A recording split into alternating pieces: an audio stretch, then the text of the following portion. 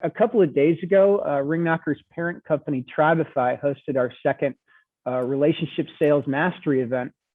The problem on the table there is one a lot of us have, right? When selling the thing you sell takes more than a web page and a buy button, you actually have to create relationships with real people, and that doesn't necessarily scale well. So our guest on Tuesday was none other than our shipmate, Tom Schwab, who's with us here today. And spoke at a RINGKNOCKER meetup just a couple of weeks ago. Tom is CEO of Interview Valet, which will place you on a podcast to be interviewed about your product or your service or your big idea.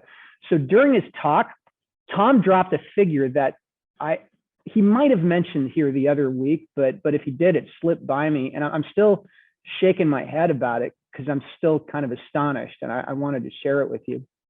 So podcasts, I listen to them, but I'm a tech guy, right? So I was listening to podcasts back when it was hard to listen to a podcast. I guess it's gotten easier, but that, I don't know, it's just not something I think about much.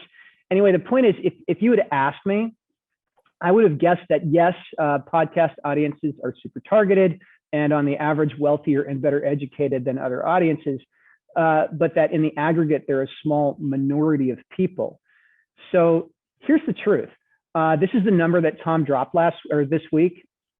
In fact, the proportion of US adults who regularly listen to podcasts is 51%, over half. So that's just astonishing. And you don't get to a number like that without rolling in pretty much every important demographic, particularly older adults, whom I would not have expected to be represented there. So if you've got a product or a service or a big idea worth talking about, you should connect with Tom.